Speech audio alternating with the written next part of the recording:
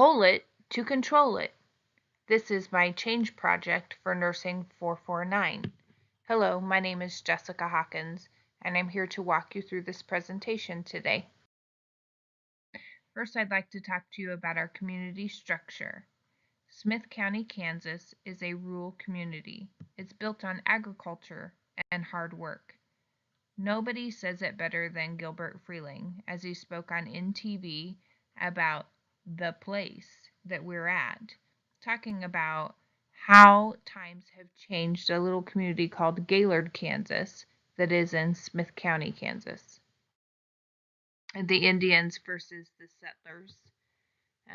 And that's the best picture I could find of that.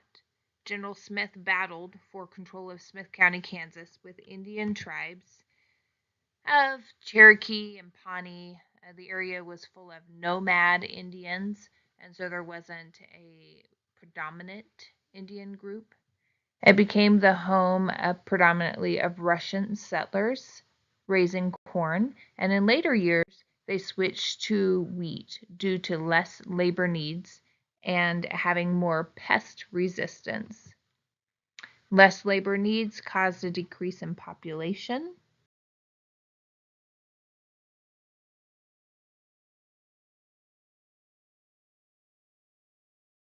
And so when we look at this slide, it kind of shows Smith County. What it doesn't show are all the ghost towns that we had, and I think there were about 12 or 13 of them. Tyler, Germantown, Reamsville, Coraville.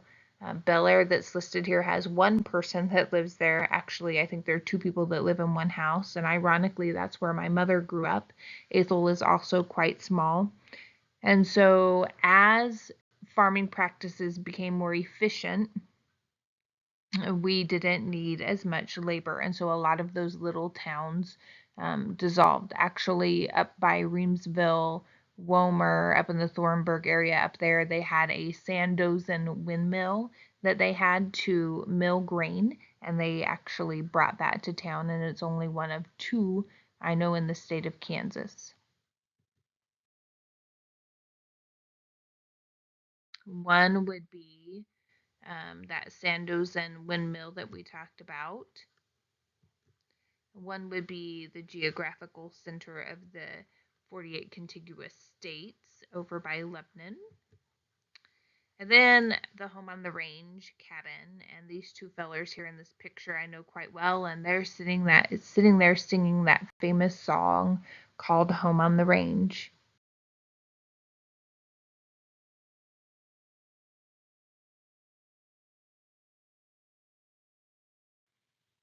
The nomad Indian and Russian American agricultural influence has to do with the fact that the nomad Indians didn't really cultivate the land because they were moving through, they were more hunters and gatherers. And as the Russian settlers settled, they began starting with the corn, and that didn't work out so well for them. And so they migrated to the wheat. And so it took a long time to migrate and move through farming practices. And of course, we had to grow some trees and we had to move to more of a no-till type of farming. And now we're having to mutate and change the way we do things based off of pests as well. As well, in our area, you don't have a lot of fresh fruits and vegetables unless it's something that you gather and it's seasonal. And so we did a lot of canning and preserving. Also, not a lot of water sources. In some places in Smith County, particularly in southern Smith County down by Gaylord, they have some water that they can use for irrigation, but not a lot of the county has large water sources for things like that. So they had to learn how to produce crops that could be produced on a dry land basis. And of course, another weakness that we have, and maybe it's a strength too, is the lack of population that we have in our area. It has steadily declined, and the average age has gone up. But we don't have a lot of industry, a lot of travel, not a lot of tourism, even though we have some really cool things in our area.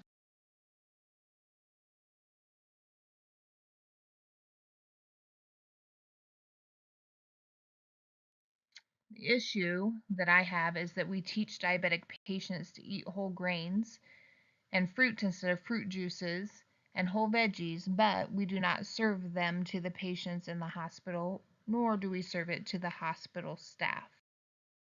Cigarette and his ashtray there.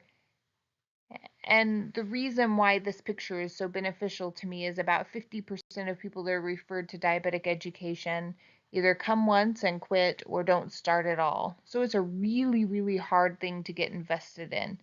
And so when we can capture people when they're in the hospital and not only talk to them about what we need to do, but show them what we need to do, they're more likely to hear us. And so I just found this quite interesting.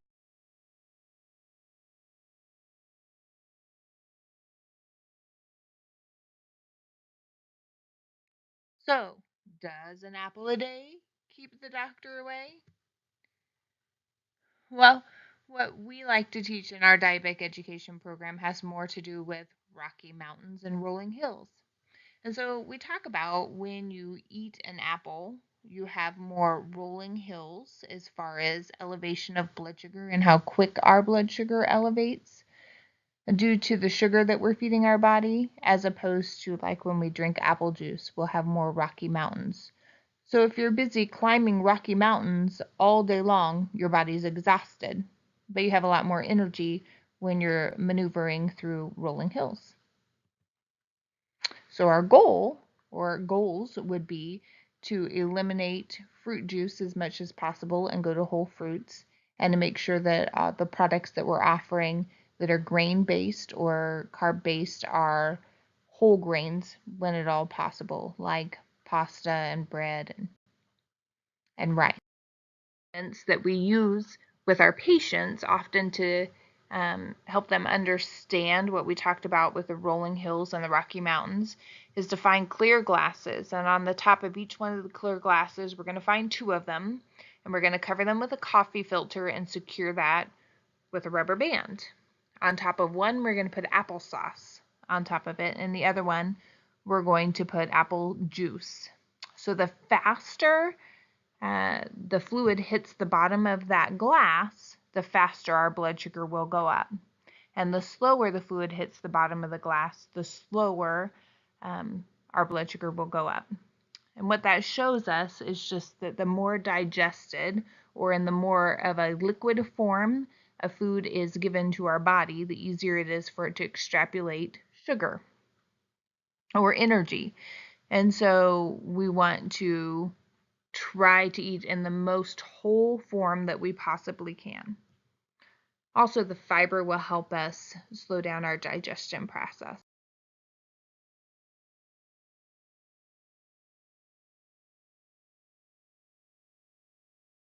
About the immediate and the slow release of sugar and how fast that increases what we're asking our pancreas to do. So if we give it a whole load of apple juice, we're asking the pancreas to work very hard and very quickly, secreting a lot of insulin.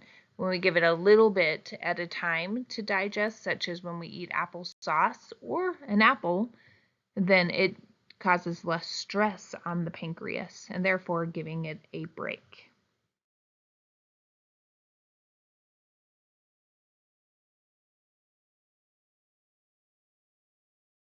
So fiber is found in whole fruits. Fiber causes people to feel full longer, causing more rolling hills and less mountains. So fiber binds with LDL, preventing quick absorption into the bloodstream through the stomach and delaying it into the colon. And this causes an increase in HDL. So we want the happy lipids or the high density lipoproteins to be, at least 60, and we can get that by monounsaturated fats and by exercise, and also by not stressing the body with extra sugar that it doesn't have any place to go with. And then we want to try to encapsulate those lousy proteins and help them go out through the expulsion process of our body, as opposed to being entered into our arteries. Fiber decreases inflammation, and fiber has and a lot of other Kansans up here in north central Kansas.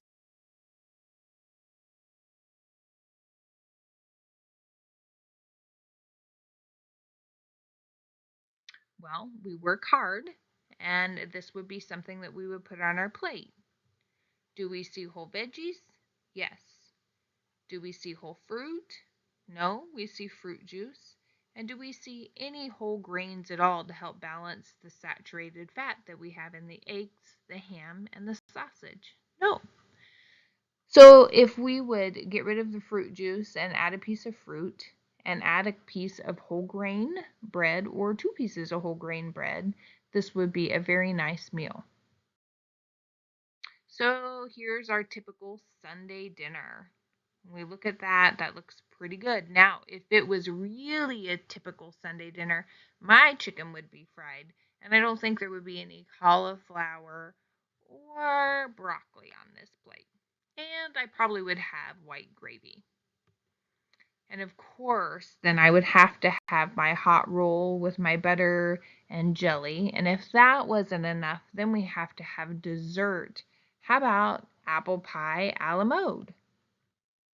So we have to get away from these typical eating styles. Probably a little bit more potatoes than we should have, but we do also have some vegetables and we have a nice piece of meat. Now, there are a lot of different rules about the size of meat, but when we're looking at meal composition, are we eating all the different food groups at the same time? This meets all of those standards except for I don't see a piece of fruit. But when we serve a patient in the hospital, we serve them something that often looks like this.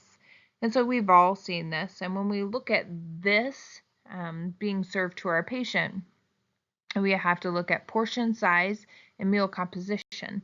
So very often, portion size is managed well in our hospitals.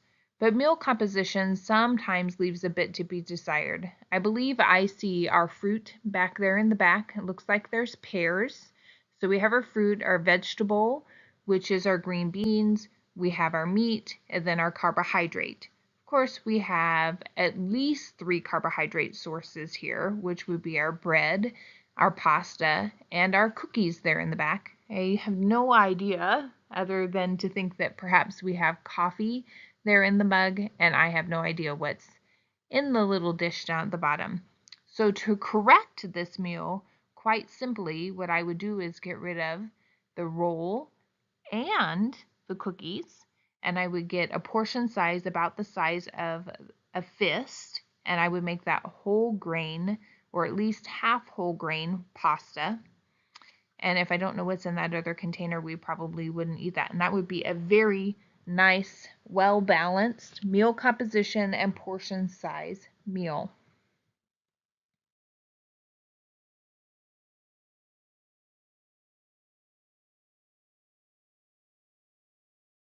Grains are not refined grains, and that we use whole fruit and not fruit juice.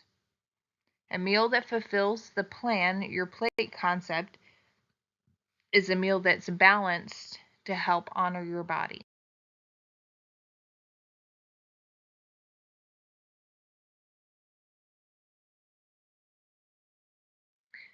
So we're looking for gradual change. We may not be able to change everything as fast as 100% all in one day, moving away from those Rocky Mountains and into those rolling hills, but maybe 6% at a time, so to speak, or 5 miles at a time.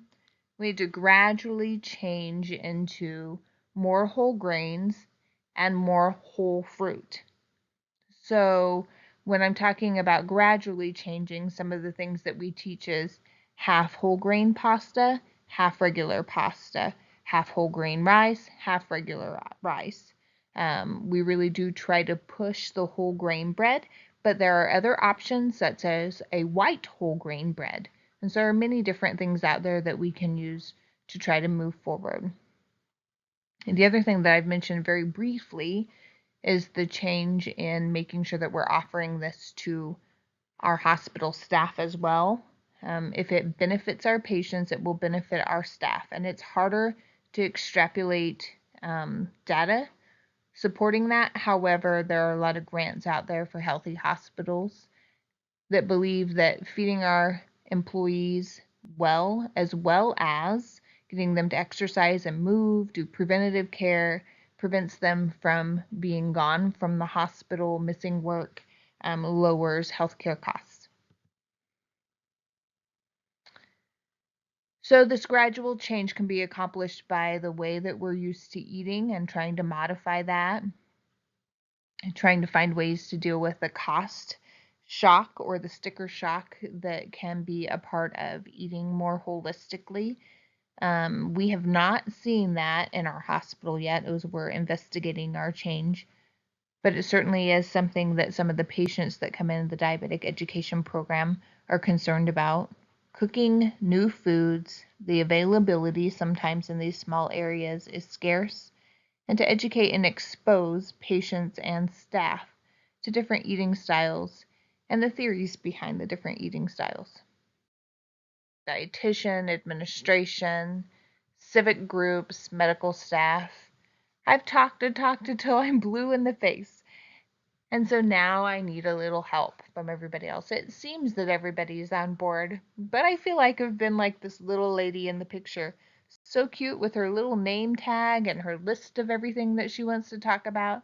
Just saying, here I am. This is all I've got to give. Tell me what you can do to help me. So we're going to continue to talk and see where we can get. But I do believe that we have buy-in at this point in time and that everybody can see that this can work quite well. So right now, I think we've narrowed it down to it's just an ordering issue. And so I believe that is being taken care of. And I will meet again Friday with the dietary staff and the dietitian to make sure that things are going well.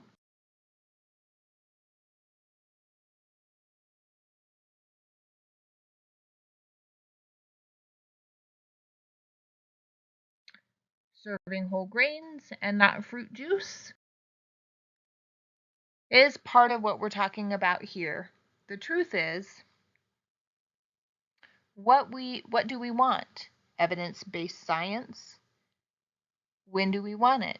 After the peer review? So I thought this was really, really interesting and very applicable to what we're talking about is that the truth is here. We know that this works. We can find study after study after study that shows that increased fiber, more holistic eating, whole grains, fruit instead of fruit juice will slow down the digestion process, put less stress on the pancreas, and stabilize our blood sugars. It also provides satiety, making us feel full longer, and gives us overall better health.